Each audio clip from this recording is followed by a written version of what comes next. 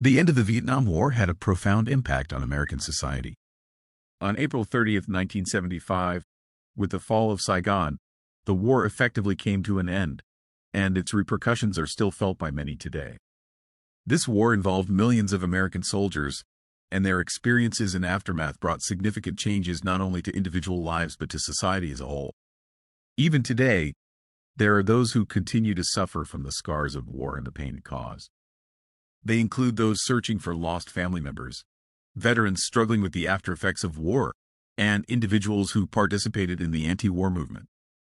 Jeannie Jacobs Huffman is a woman who has dedicated her life to finding her father's remains. Her father, Navy CDR, Edward J. Jacobs, Jr., went missing during a flight over the Gulf of Tonkin in Vietnam in 1967 while photographing enemy targets. Even 58 years after his disappearance, Huffman continues her efforts to locate his remains. She serves as a director of mission, POW MIA, a nonprofit organization dedicated to finding Americans missing in past conflicts. Huffman tearfully stated, "This is a huge void in my life."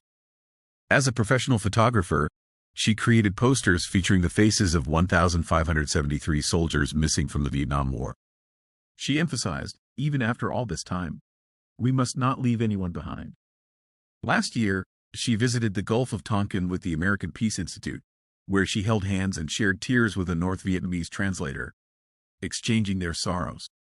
Huffman is urging the Defense POW MIA accounting agency to conduct underwater search operations next year to recover her father's plane. She said, "He needs to come home," adding, "Even a fragment of bone or a personal identification tag would mean a lot." This desire stems not just from the wish to recover remains but from a heartfelt longing to heal the wounds left for the family. George Bennett spent many years overcoming his mental anguish and struggles with alcoholism after the Vietnam War. He vividly remembers returning to San Francisco in 1968, where he was met with shouts of "baby killer." Coming from the Tlingit tribe in Alaska, he experienced significant turmoil as the values and cultural norms he learned from his parents clashed with the realities of war. Bennett recalled, "I felt ashamed and guilty, which led him to rely on alcohol.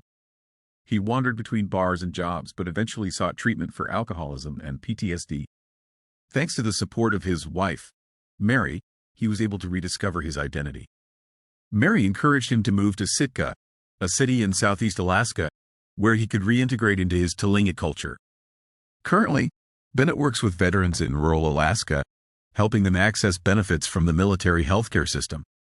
He stated, "I had to find my way back mentally," noting, "It took a long time to get here." His story provides hope and inspiration to many veterans who are overcoming their struggles with the help of mentors like Bennett. Sheikh Kanfara becomes emotional every time she talks about the fall of Saigon. She participated in an anti-war protest at Kent State University in 1970, during which the Ohio National Guard shot at demonstrators, resulting in the deaths of 4 students and injuries to others. Kanfara believes this incident galvanized public opinion and hastened the withdrawal of U.S. troops. When Kanfara visited the Vietnam Veterans Memorial 10 years ago, she was shocked to see the names decreasing since 1970. She remarked, "I realized the impact of the anti-war movement for the first time, emphasizing that this year is particularly significant." She currently teaches journalism at Kent State University, sharing her experiences with her students. Kanfara believes that students' voices are still important today, especially in the context of increasing repression of student protesters and concerns about the deported ion of international students under the Trump administration. She said, "Students are experiencing an awakening similar to what I went through in 1970, recalling how past leaders made attacks on students." The Vietnam War left deep scars on American society, but it also shows how many have overcome these challenges and are living new lives. Individuals like Huffman, Bennett, and Kanfara continue to fight the aftermath of war in their own ways, maintaining hope and courage. Their stories are not just personal experiences. They hold significance within a broader social context. War impacts individuals profoundly, leaving deep marks on society as a whole. By remembering the past, they convey important lessons to current and future generations. As we commemorate the 50th anniversary of the end of the Vietnam War, sharing these stories is not merely a historical reflection. It serves as a reminder of how we should understand the past, live in the present, and prepare for the future. These experiences contribute to the maturation and development of our society. The wounds of war and the pain it brings are not easily healed, but the messages of hope and solidarity remain strong. Individuals like Huffman, Bennett, and Canfora convey that message in their own ways, guiding us toward a better future through their stories. Moreover, their experiences awaken a sense of humanity and solidarity in all of us. Even in the tragic circumstances of war, the acts of helping and supporting one another illustrate the direction our society should take. Through their stories, we discover the possibility of being connected despite our different backgrounds and experiences. Finally, the 50th anniversary of the end of the Vietnam War should not only be a time to recall the past but also an opportunity to reflect on the issues we face today. By remembering the pain and scars of the past, we can gain the wisdom needed to create a better future.